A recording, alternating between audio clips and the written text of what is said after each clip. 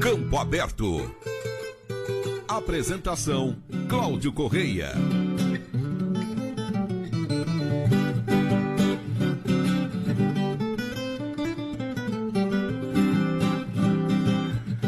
Olá, bom dia! Estamos começando o primeiro Campo Aberto ao vivo de 2020. Bom dia, Daniel Sávio. Um bom dia, Cláudio Correia, a todos os ouvintes da CBN. Muito bom dia. Sejam bem-vindos à Rede Grandes Lagos, São José do Rio Preto, frequência modulada 90.9. Catanduva segue com a gente pela 106.9. Jales e Santa Fé do Sul pela 99.3. Bom dia. Bom dia. Olha, você pode acompanhar também a nossa programação pelo nosso portal, pelo nosso site cbnrp.com.br. E olha, quer mandar a sua sugestão, quer mandar a sua dúvida, mandar a sua pergunta? Anote aí o nosso WhatsApp, 17 99134 1959, né? Agora, se você tiver aí uma sugestão de pauta, algo mais, assim, um pouco mais extenso, quer mandar um e-mail? Anote aí também, claudio.correia@cbnrp.com.br ou ouvintes@cbnrp.com.br. Nós estamos também nas redes sociais, no Facebook, aliás, estamos ao vivo também no Facebook, né? Se você quiser mandar a sua mensagem, mandar o seu bom dia, estamos lá no CBN Grandes Lagos.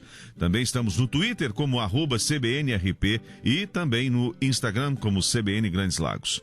Bom, no Campo Aberto de hoje, dentro de alguns instantes, daqui a pouquinho, no Hora da Prosa, a gente vai bater um papo aí com o Samuel Guerreiro, que é diretor técnico da Brant do Brasil. A gente vai falar sobre a importância do boro no milho e na soja.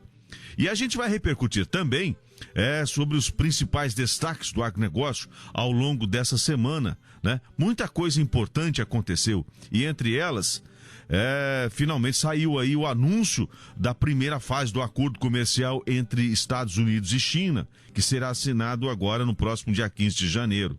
Por outro lado, também na semana, tivemos aí a forte tensão entre Irã e Estados Unidos. O quanto isso pode afetar o nosso agro? A gente vai conversar sobre isso também ao longo do programa aqui, certo?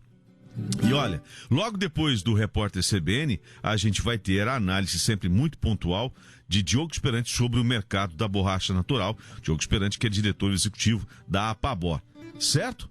E claro, a gente vai bater aí conferir, né, o fechamento, como foi o comportamento do mercado de commodities, bater certinho aí como foi o comportamento do boi gordo. O mercado do boi gordo aí parece que anda mais calmo, porém, o pecuarista deve ficar muito atento com relação às manobras dos grandes frigoríficos que seguem tentando baixar os preços, certo?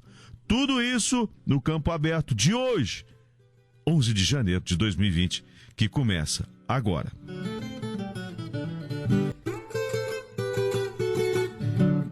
Hora da Prosa.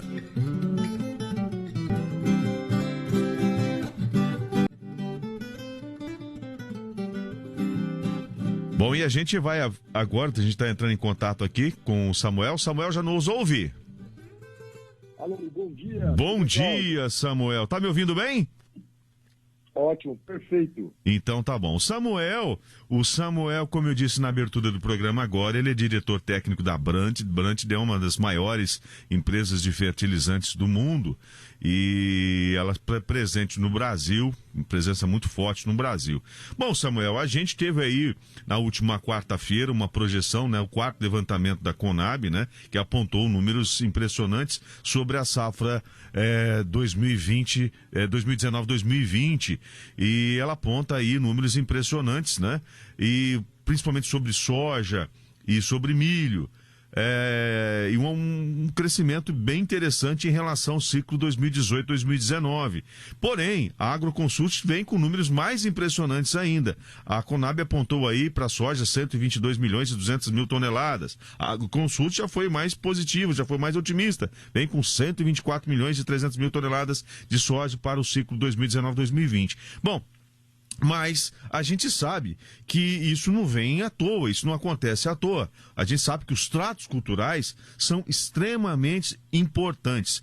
Pergunto, qual é a importância do boro, por exemplo, no trato cultural e principalmente na soja e no milho? Bom, primeiro, bom dia a todos os ouvintes. E realmente são números muito bons para a agricultura brasileira, né? Então, estamos tentando chegar a um recorde, já passamos à frente dos Estados Unidos como o maior produtor de soja mundial. A agricultura hoje é o braço forte, um dos braços fortes da economia do Brasil, né?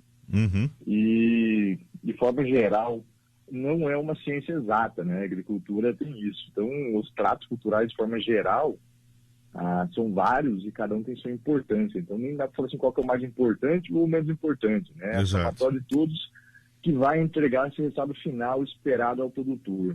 Então, se às vezes um dos tratos não foi tão bem preparado, tão bem executado, provavelmente vai ser o limitador da produtividade, né? E o boro hoje é um dos elementos que pode dizer que é um dos limitantes hoje de produtividade, tá? Até pela sua dinâmica no solo, a forma de absorção dele.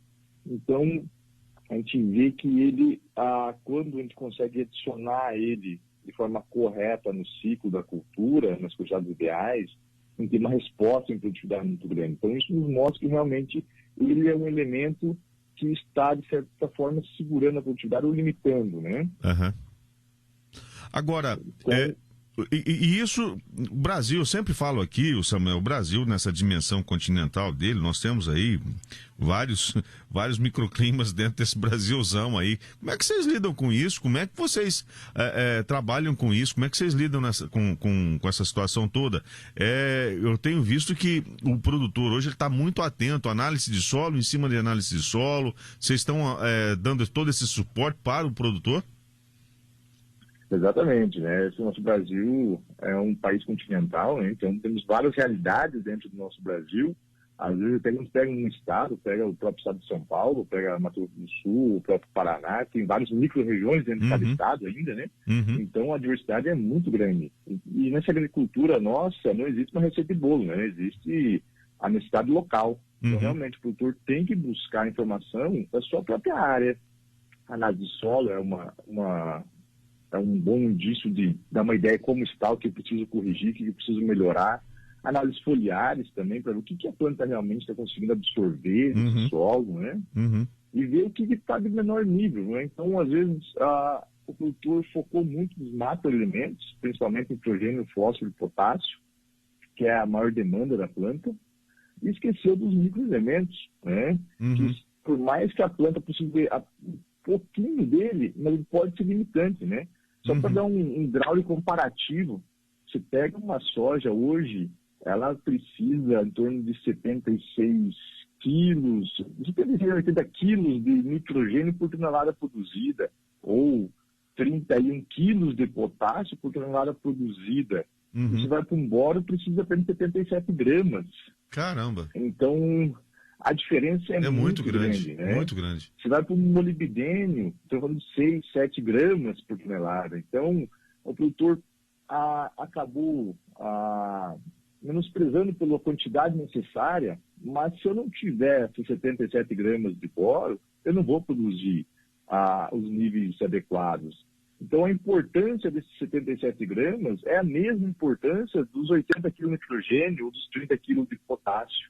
Então, na nossa agricultura profissional, que nós estamos entrando já há alguns anos, né, o produtor já está atento a isso e vem fazendo essa correção. Então, isso que vem puxando, esses números que nós estamos vendo aí, recordes de recorde, é profissionalismo do produtor rural, né? Hoje não temos mais espaço para produtores que não se profissionalizam, que não buscam informação ou que realmente não investem no segmento, né?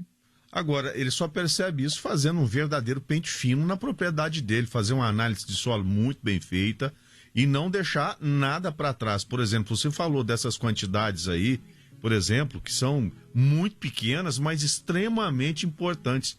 Você mesmo disse aí, não é porque são quantidades pequenas que devem ser relevadas, né? Muito pelo contrário. Exatamente, esse que é o ponto. Então, o produtor tem que chegar ao nível de talhamento, o talhão, dentro do próprio talhão. Né?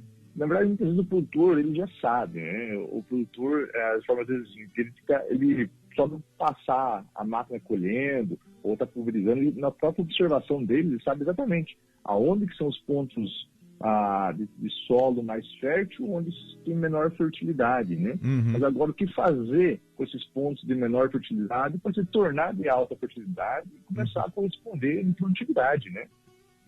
Agora, Samuel, a gente sempre fala aqui, né? Tem falado muito disso ultimamente. O produtor brasileiro tem buscado muita informação, buscado muito conhecimento, né? Hoje ele não dá mais para ficar, por exemplo, buscando só tecnologia, agricultura de precisão, que isso não anda sozinho. Ele tem que buscar conhecimento, aliar o conhecimento com toda essa tecnologia, porque senão ele não faz a coisa andar, não é verdade? Com toda certeza. E nosso produtor é motivo de orgulho. Muito orgulho, muito orgulho. Muito orgulho do Brasil. Eu posso dizer, comparado aos Estados Unidos, que eu trabalhei um período lá, que é um outro país de primeira em agricultura, nosso produtor não perde nada em conhecimento, em manejo, em profissionalismo. Então, nosso produtor, nós temos que nos orgulhar muito. Muito o trabalho que vem fazendo, a busca por informação, a implementação de tecnologias no campo, né? Então, tudo isso está dando esse resultado que nós estamos vendo aí, né? Chegando a 122 ou 124 milhões de toneladas aí de soja nessa safra. Agora, você vê o crescimento, né, de produção, a nossa produção vem aumentando ano a ano, e o crescimento de área é bem pequeno comparado, por exemplo, comparando o nosso crescimento de produção, percentual de crescimento de produção nos últimos 10, 15, 20 anos, em relação ao nosso crescimento de área, é muito maior, né? Nossa produção cresce demais e nossa área cresce muito pouco em relação a isso. A gente tem um futuro, eu acredito que nós temos uma vocação muito grande de produção de alimentos, e o mundo hoje, eu acho que o grande temor dos nossos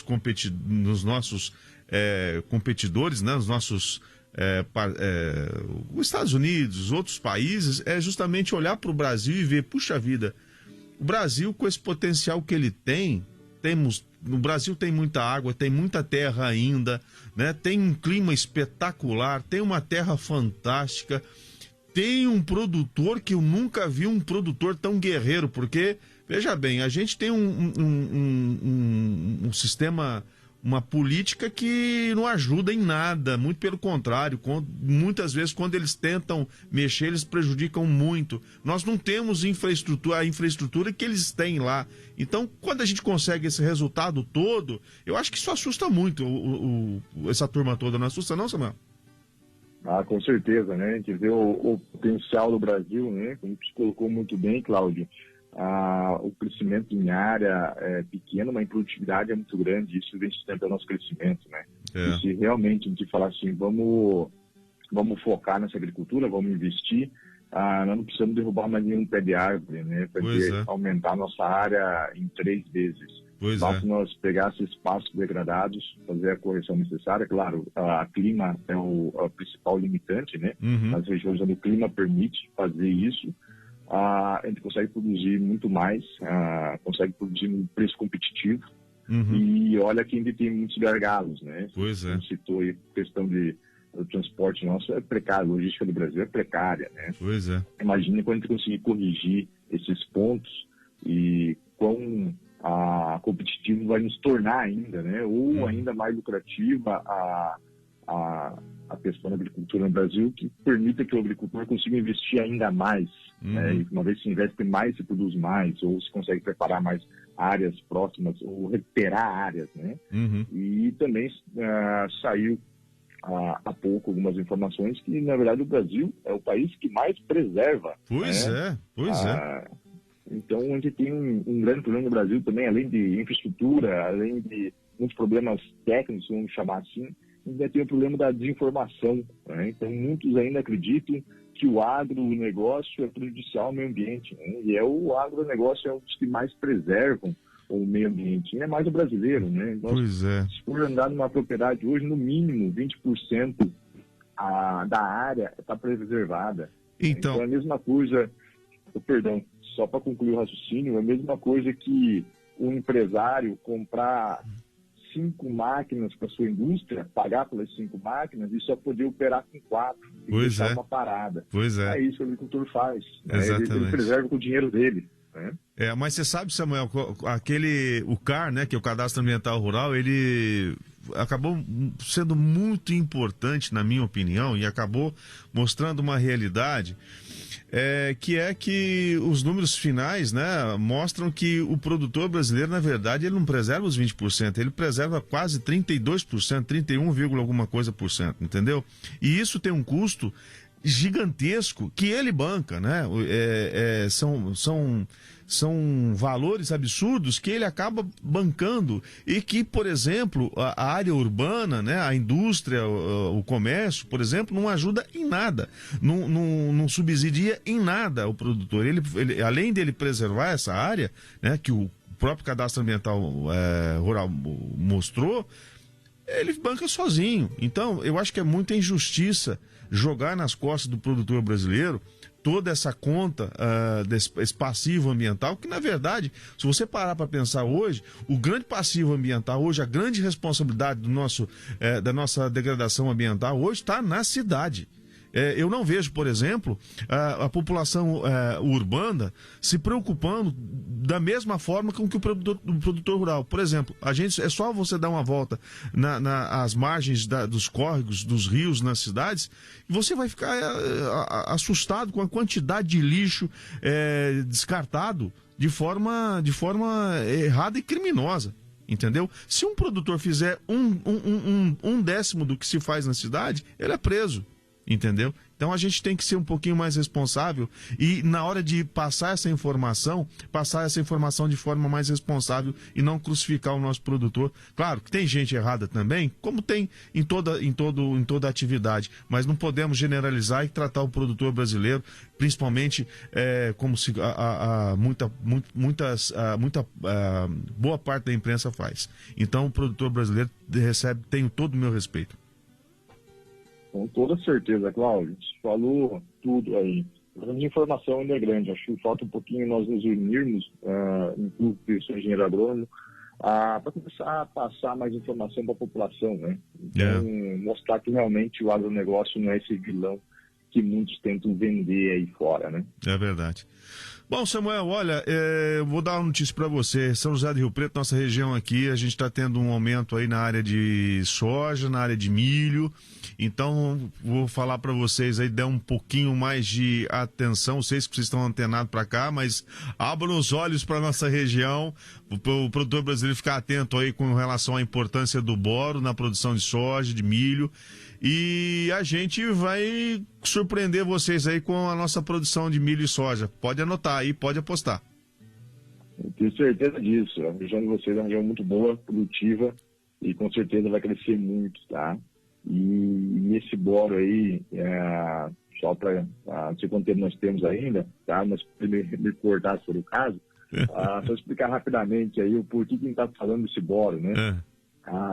Esse boro aí, a grande dificuldade dele não é só mais um nutriente, né? Ele é um dos nutrientes que menos tem informação porque ele é difícil de ser estudado. E a dinâmica dele é um pouquinho complicada. Uma vez que adiciona ele no solo, ele é perdido muito fácil, sabe? Ele não se mantém no solo. Isso. E a forma que ele é absorvido pela planta, ele tem uma tendência a concentrar no ápice da planta. Você pega uma planta de soja, né? Tudo que é absorvido, a gente fala sobre fluxo de massa, que sobe com a água, né? A planta suga a água e sobe. Ele concentra na parte de cima da planta e não redistribui, ele não volta para a parte de baixo da planta sozinho, tá? Recentemente, o pesquisador Tarcísio Kubut, trabalhou muito tempo na Embrapa, em Goiás, ele fez um trabalho, excelente pesquisador, de observação. Ele cruzou informações. A quantidade de boro na parte superior da soja influenciaria na produtividade e também fez a quantidade de boro na parte de baixo da planta, no baixeiro dela, iria influenciar na produtividade. E ele constatou que a diferença de concentração de boro em cima das plantas, cruzando com a produtividade, não foi tão determinante. Então, ele chegou a uma correlação de 0,7 aproximadamente. Quem sabe que correlação 1 é a perfeita, né? Uhum. E já, quando fez a correlação do boro nas folhas de baixo, tinha uma correlação 0,94. Ou seja, a produtividade está muito ligada a esse boro na porção inferior da planta. Só que o grande problema é, se o boro do solo vai para cima, né? E quando eu faço uma aplicação foliar de boro, a tendência também é ficar em cima. Como que eu coloco esse boro na porção de baixo da planta, que é onde está limitando a minha produção, né? E aí eu vou fazer o gancho, tá? Peço a licença, para simplesmente falar de uma tecnologia que foi inventada nos Estados Unidos, que consegue fazer esse boro translocar via o canal chamado floema, tá? Que é onde vai os fotossimilados, que faz ir para o baixo, para a parte de baixo da planta. Entendi. Tem uma tecnologia hoje chamada Maniplex. Os produtores estão nos ouvindo e gostariam de conhecer essa tecnologia, estamos à disposição para passar mais informações. Uhum. É o único boro hoje que consegue ser móvel, que consegue descer através da planta e ir nesse baixeiro e aumentar a produtividade. Tá? É uma tecnologia, então esse intercâmbio de países, né?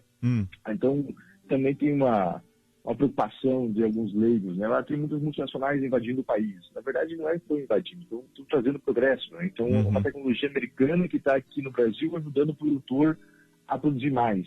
Entendi. Se nós não tivéssemos tecnologia, será que nós iríamos produzir os 122 milhões de toneladas? Dificilmente. Essa é a pergunta, né? Dificilmente. Então, essa é uma tecnologia que veio para ficar e é ela um dos principais pilares do crescimento da Brent hoje no Brasil e no mundo, né? Estamos a mais de 65 países hoje no mundo já, levando tecnologia.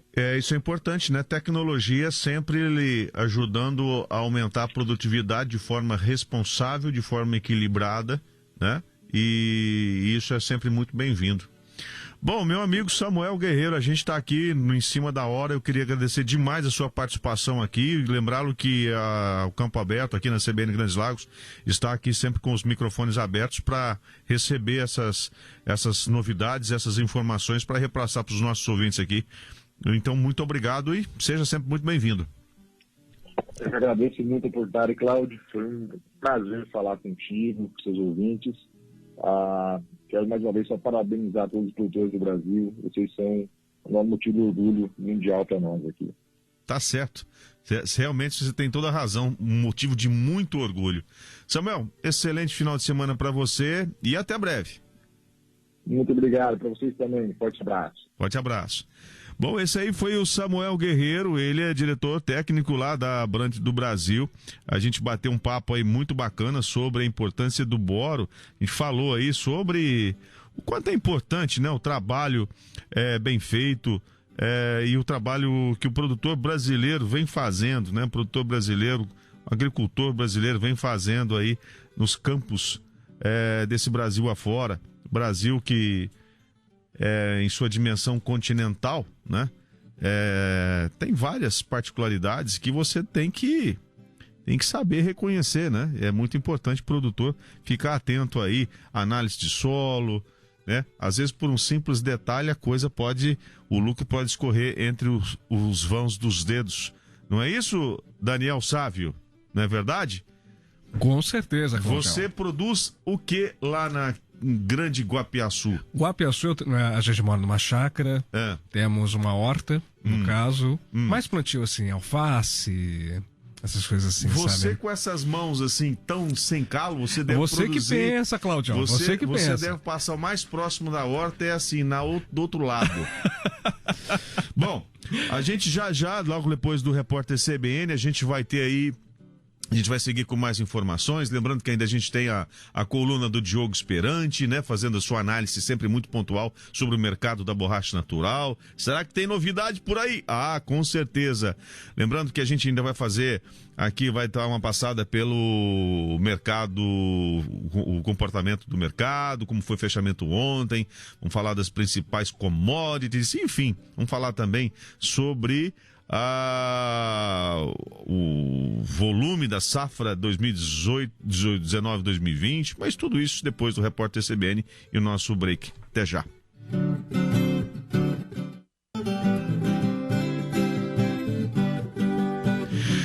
Pois bem, são 9h38, estamos de volta com o Campo Aberto Especial de sábado. Você que está ali chegando agora, a gente está ao vivo aqui pelo CBN Grandes Lagos, lá no Facebook, tá? Então, se você quiser mandar sua mensagem, falar seu bom dia, a gente está lá.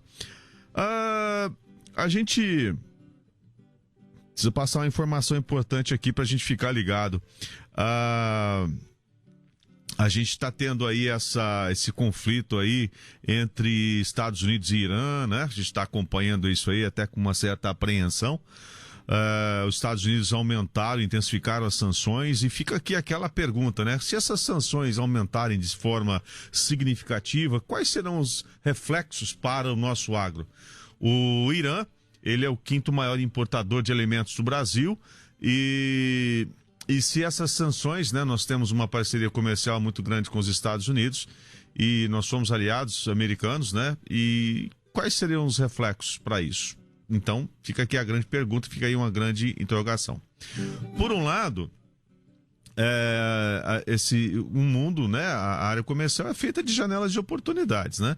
A gente sabe, por exemplo, que eu falei aqui ontem, nós tivemos uma influência aviária, foram detectadas influência aviária na Polônia, que é um grande produtor de aves, exportador de aves muito forte, principalmente Peru. O ano passado ele movimentou quase 2,5 bilhões de dólares e se alguma coisa azedar por lá, a Alemanha já está bem apreensiva, né? Porque isso pode afetar lá, né? Pode chegar até lá, principalmente porque existe uma migração de aves silvestres muito forte. Enfim, quem sabe não abre mais uma janela de oportunidade para o produtor brasileiro, né? O avicultor brasileiro. Mas vamos ficar atento aí, porque a coisa não é brincadeira, não.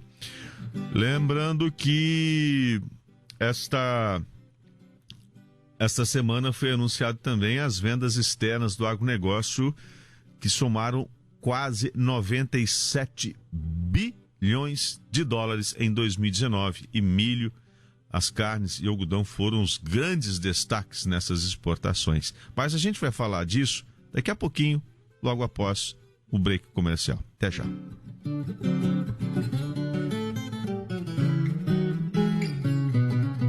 Campo Aberto.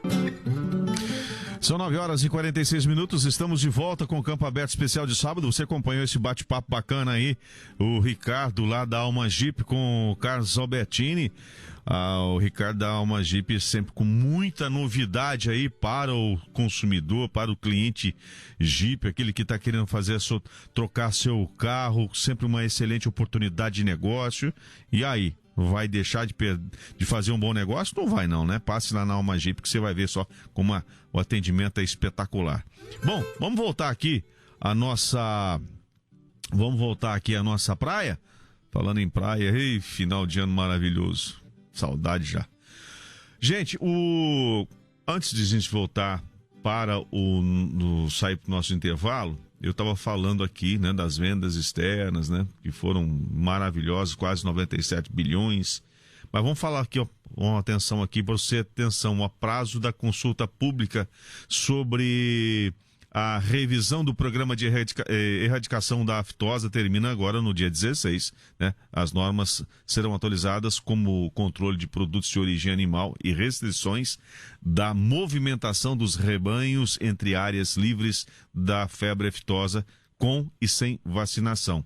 Então esse prazo termina agora dia 16 de janeiro, né? Esse prazo para o envio de propostas à consulta pública de revisão do Programa Nacional de Erradicação e Prevenção da Febre Aftosa, PNEFA. O objetivo dessa consulta é atualizar a legislação em relação às mudanças do Código de Animais Terrestres da Organização Mundial de Saúde Animal, OIE, e adequá-la ao processo de retirada gradual da vacinação contra a doença no Brasil. A última revisão das normas sobre a febre aftosa ocorreu em 2007. Entre as normas que serão atualizadas estão o controle sobre os produtos de origem animal e as restrições à movimentação dos rebanhos entre as áreas livres com e sem vacinação. Também deverão ser inseridos novos conceitos presentes do Código da OIE, como a zona de contenção, que permite ao país, caso ocorra um foco da doença, isolar a área afetada, mantendo a condição sanitária, a comercialização e a movimentação dos rebanhos no restante do país. Certo? Então fica atento aí. Para você ter acesso a isso, você deve procurar lá o site dos sistemas web.agricultura.gov.br/solicita, certo? 9h49. Rápido break. A gente volta já com a coluna do Diogo Esperante. Campo Aberto. São 9h53. Vamos conferir agora o comportamento da borracha natural com Diogo Esperante. Coluna de Diogo Esperante. Olá, amigo da Seringueira. Rally da TCR20 ganha fôlego na primeira semana do ano e dólar avança, com escalada da tensão internacional. Nesta semana, a TCR20 ganhou um novo fôlego com boas perspectivas para o consumo chinês e testou as alturas a $1,49, terminando a semana a $1,48 o quilo do contrato Front Month na Bolsa de Futuros de Singapura. O dólar por aqui também se apreciou com o aumento das tensões entre Estados Unidos e Irã e uma redução no apetite de risco do investidor, terminando a semana a R$ 4,07. Esta combinação está levando a projeção da referência GEB 10 fevereiro e março a R$ 6,73, 10,12% de alta, frente aos atuais R$ 6,12, válidos agora para dezembro e janeiro. Na semana, a expectativa de um maior consumo chinês com a assinatura da primeira fase do acordo comercial entre China e Estados Unidos, agora no dia 15 de janeiro, deu novo fôlego ao rally, que já se estende desde a segunda quinzena de dezembro. Apesar de leve recuo durante o Natal e, de novo, na noite que o Irã atacou as bases americanas no Iraque, a TSR-20 segue forte. Como estamos a apenas 15 dias do fechamento da referência GEB 10, a tendência de alta para esta já é certa e muitos produtores já estão fazendo as contas para entregar a produção desta segunda quinzena apenas após a virada.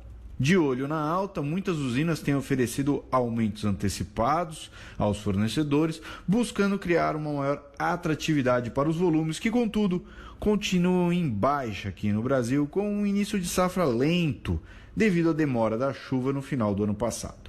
Com as produções aumentando e o preço também, se o produtor não tem muito o que comemorar, pelo menos pode contar com uma remuneração mais atrativa para o início de safra agora em fevereiro. Diogo Esperante, diretor executivo da Apavor, para o jornal Campo Aberto. Pois é, Diogo Esperante sempre muito atento aí, falando do mercado, sempre com muita precisão e muita propriedade. Gente, queria fazer um convite para vocês. O site jornalcampoaberto.com está com visual todo novo, layout novo, com muito mais facilidade de você navegar, com notícias muito mais, um visual muito mais agradável, né? Então, entre lá, navegue, você vai ficar muito feliz de encontrar as notícias com muito mais facilidades. Por exemplo, você entrar lá, você vai encontrar, por exemplo, por grupos, né, de assuntos. Se você entrar lá, por exemplo, falar sobre pecuária, clica lá em pecuária, você vai ver todas as notícias agrupadas, tudo que foi publicado sobre pecuária lá, né, facinho, né, tudo pela ordem cronológica que foi publicado, enfim, tá tudo lá, certo? Então, entre lá, navegue à vontade que você vai ver como ficou muito mais fácil. tem lá Mercado Agro para você conferir as cotações, o Campo Aberto aqui na CBN você também vai ver, Campo Aberto também lá no YouTube, você vai ver também o nosso fogão a lenha com todas as suas receitas de carne bovina, de aves, carne de peixe, de porco, né? Tem se você quiser entrar em contato com a gente também, é muito fácil, você vai entrar em contato lá, você clica, você tem um formulário de contato. E tem também, se você sabe, você vai ver todas as colunas, né, que a gente faz aqui na CBN ao longo da semana, com o Rodrigo Carraro, enfim, tudo isso, certo? Mas agora é hora de conferir como foi o comportamento do mercado, né, Daniel Sávio? Como foi ontem, o Daniel vai ver como foi, se ele ganhou ou perdeu dinheiro no mercado de commodities, né, para saber se a horta dele ganhou ou perdeu dinheiro. Mas a horta acho que é dos pais, porque ele não sabe nem cavucar, não sabe nem o que é um couve, o que é um alface. Mas vamos lá. Mercado de commodities. Vamos lá. E a gente começa justamente com açúcar, saca de 50 quilos, lá no Porto Santos, R$ 71,34. Arroz, esse ano, o arroz em casca, a gente vai ter aí uma queda substancial, né, nos estoques. A produção vai cair um pouquinho, né? O pessoal está plantando aí, buscando outras culturas em razão da rentabilidade. Arroz saca de 50 quilos fechou, segundo o CPEA, em R$ 48,63. Café arábica bateu R$ 502,57, o robusta R$ 301,30, mais de R$ 200 de diferença. Citros, caixa referência, caixa peso 40 quilos e 800 gramas, R$ 30 redondo. Etanol anidro na usina sem imposto, claro, e sem frete, R$ 2,25,63. O hidratado 2,0679. Leite, contrato ainda dezembro, referência de dezembro de 2019, 1,45 o litro. Milho, saca de 60 quilos, 51,56. Veja bem, preços médios São Paulo, tá, gente? Bezerro, anelorado, Mato Grosso do Sul, cabeça, média à vista. Claro que isso aí segundo o CPEA, é uma média, tá? R$ 1.546,93.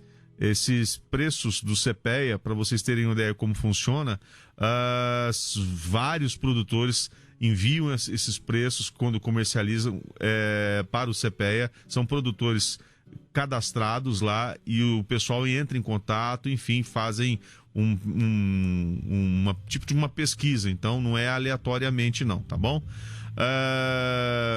Suíno, São Paulo, 6,34, carcaça especial 9,64 quilo, deu uma aumentada bacana. Boi gordo, queda R$ 196,25, esse preço é à vista, certo? Frango congelado 5,43 o quilo, resfriado 5,39 o quilo. Bom, gente, é isso aí. A gente está chegando ao final do programa, daqui a pouquinho tem Rodrigo Carraro com CBN Grandes Lagos. A gente está ouvindo aí uma música de fundo, né? Mas é um carro de som passando aqui. É uma falta de respeito muito grande, né? Porque hoje em dia as pessoas não ouvem o som para si, querem colocar o som para o quarteirão todo, né? Mas é sinal dos tempos. Antigamente as pessoas parece que tinham mais respeito com os outros. Sinal dos tempos. Tempos, né? Diferentes, a gente tem que aprender a conviver. Gente, eu quero agradecer aqui a audiência de vocês que nos acompanharam pelo Facebook. Lembrando que esse programa vai estar disponível para vocês também lá no canal do YouTube a partir de segunda-feira. Na sequência tem Rodrigo Carraro com o jornalismo da CBN Grandes Lagos para vocês. E eu volto na segunda-feira com a coluna Campo Aberto. Claro, Campo Aberto especial de sábado vem no próximo sábado. E você, fique ligado, porque para acompanhar as notícias de São José do Rio Preto e região, é só aqui na CBN Grandes Lagos. Tem muita informação. Se você entrar, por exemplo, no portal da CBN, você vai ficar sabendo de tudo o que acontece. Tem esportes, tem polícia, tem política, tem tudo para você. Tem tudo. É só você navegar e relaxar, porque a informação aqui é completa e muito séria, com muita responsabilidade. Bom final de semana a todos. Tchau. Campo Aberto. Apresentação: Cláudio Correia.